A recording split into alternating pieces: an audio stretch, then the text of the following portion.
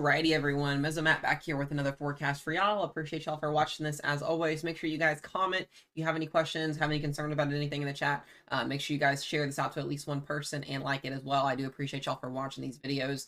We don't have a lot of severe weather going on right now, so there's not a lot of live streams. So doing these videos kind of updates you guys on what's going on with the weather, what we're talking about. There's going to be 3 different things that we're going to talk about today. We do have monsoon season ongoing over in the West Pacific, over towards California, near the Nevada area, into parts of Arizona. Been consistently ongoing with these conditional days of severe weather. We've got a flash flooding event that's ongoing right now in Texas, Louisiana, and parts of the southeast and mid Mississippi Valley area. And we've also got severe weather kind of getting ready to start to ramp back up as we go into parts of the later half of this weekend and into parts of next week and into August. So we'll talk about those 3 things. As far as the heat goes, guys, continuing to see a heat wave across the northern plains. That's typical for the end of July, August, as we've been talking about a lot. So I'm not going to cover too much on that because you guys kind of get the gist on that. You can watch previous videos on explaining on that, but the pattern still is kind of consistent with that same area that we were talking about in the last couple of days. So just kind of be mindful of that there. Make sure you guys have water, stay hydrated, watch how long you're outside for as well. That way you can, make sure you don't get sunburned or any of that stuff. But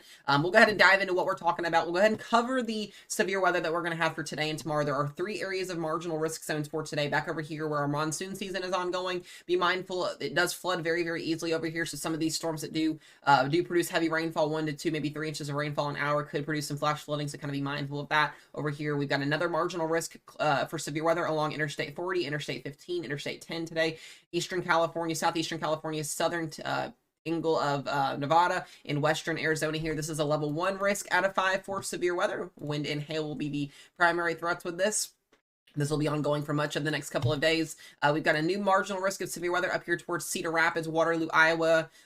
We've got parts of Davenport into this as well. We've got Chicago in this. This is a level 1 risk out of 5 as well for severe weather. This is going to be marginal wind and marginal hail today. You can actually see already a little bit of a complex that's going to be working across the interstate here along 380 here soon from Waterloo into WQ there. Or not WQ, Dubuque. Sorry, guys.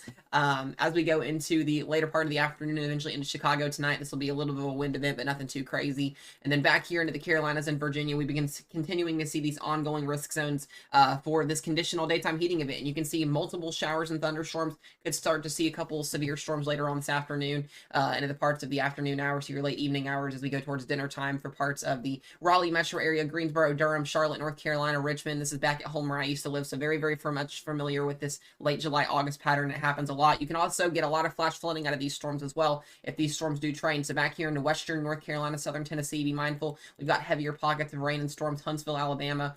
These storms will continue to work their way to the northeast out of the southwest. So be mindful of training storms. They can produce heavy rainfall. Storms here into Kentucky starting to develop as well, parts of western Tennessee, all across the board. Now, the bigger picture as far as flash flooding is going to be down here into parts of southern Texas and southern and central Louisiana. We've been seeing rounds and rounds of rain showers over. This is continuing to be a problem. These rainfall totals are going to continue to add up as far as the next couple of days goes, and we're going to talk about what these rainfall totals could produce over the next couple of days as well. We'll go to the short range models here first and just kind of look at what we're going to be seeing as far as the next couple of days goes.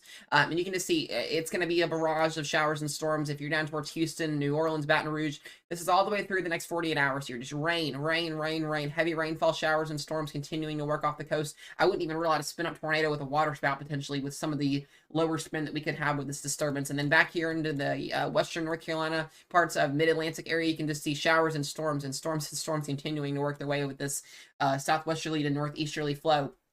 This is over a next 48-hour period here that we could see this. And I do want to show those next 48-hour rainfall totals, and then we'll get to the bigger picture of the farther rain totals over the next couple of days. And this is just what the HRRR is thinking over the next 48 hours. So we can see down here towards Port Arthur, Beaumont, this is anywhere from 5 to 10 plus inches of rainfall.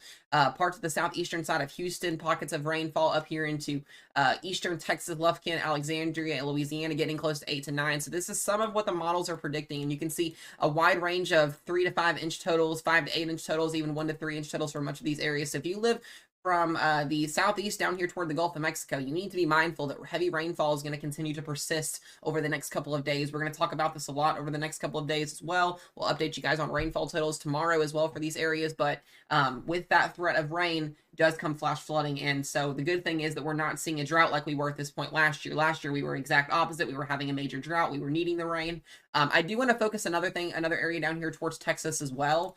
You can see a lot of heavier rainfall totals just offshore. It doesn't take much for this to kind of move inland. So if we do get some of these rain showers to persist and work their way inland, then instead of staying offshore, we could see some of these totals go up just down here towards Victoria, Corpus Christi.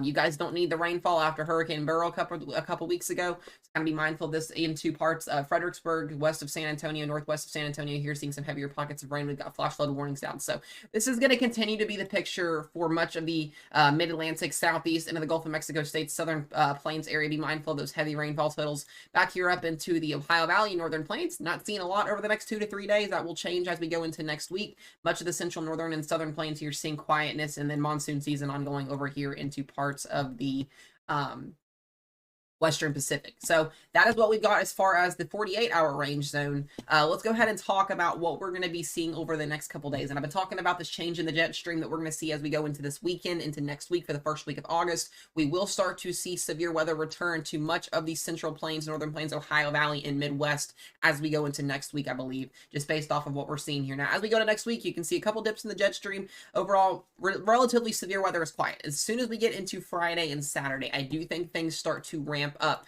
As far as the damaging wind threat could potentially go, we could see a couple of these lows across Canada with these tailing jet streaks, trough ejections. You got another low coming in off of the California area here, another one up here into Canada. This is on Saturday, July 27th. You can see that southwesterly to northeasterly flow that aids in high dew points, that aids in instability. We can get a little bit of lift. We can get severe thunderstorms. We could potentially get a couple of small scale mesoconvective scale systems. There's those damaging wind events that come through those lines. But as we get into Monday and Tuesday, it looks to be more of a zonal jet stream that starts to kind of set up here. And if this happens, this is where we'll start to see those wind events pick up. I think in the northern plains, North Dakota, South Dakota, Minnesota, Montana, we've got parts of Wyoming, we've got the Great Lakes again. This could start to favor that severe weather pattern setup once again as we go into part of the last weekend of July and into the first week of August. And then this will continue all the way through that first week of potentially of August. Then as we go into that official first weekend of August, you know, this is a little bit of a ways out. We'll continue to watch this, but it looks to be maybe a high ridge sets up over the northeastern plains, and then we get maybe a little bit of a break, but then that severe weather will reset back up again over the far northern parts of the Ohio Valley and into parts of the northeast as we go into that first official week of August. So there's still some time to watch that as we go into that first official week of August, but it looks to be August could start out with a pretty active start with severe weather potentially, and then more heavy not heavy, but more heat indexes climbing above 110. Those temperature outlooks are going to probably favor above average temperatures for much of August. It's typical for this time of the year. We see those above average temperatures the hottest in the Four Corners, the Central Plains, the Southern Plains over here in the Mississippi Valley and Ohio Valley. So it's very much normal as we see those temperatures continue to potentially climb as we go into August. Now, another thing I want to show you guys is going to be that overall precip rate. What are we going to be seeing over the next 7 to 10 days here as far as the total precip totals go? And we'll go ahead and pull this all the way out to Thursday of next week. And you can see those highest pockets of rainfall, anywhere from 5 to 10 inches pluses of rainfall down on the coastline of Texas into parts of South Central Texas. There, be mindful of that. You can see the big swath of where that potential heavy rainfall is going to be, and that goes from Kentucky down into the Mississippi Valley, into the Tennessee Valley, into the Mid-Atlantic, Southeast, Gulf states. So you can see the overall trend is going to favor much of those areas down into the Southeast and the eastern half of the United States, where we'll be more quiet and below average precip for much of the Central Plains monsoon season. Will still continue to go over into parts of Arizona, Southern California, and into parts of New Mexico. But other than that, as far as big adjustments go, we're going to see a pretty active August, I think, as far as severe weather. As far as the tropics go as well for you guys, not watching any type of tropical systems other than 2 in the Pacific Ocean. We will talk more about that later on as we get closer to those storms potentially developing, but those are going to be well far out in the open waters in the Pacific Ocean, not having any impact to land over near the Baja California area. So that'll be some good news for you guys. But as far as tropic seasons go, make sure you guys get ready, because I think August, September, and October will start to produce some tropical systems as we go into the Atlantic Major Development Region. That is all I have for you guys today. Make sure y'all stay weather aware.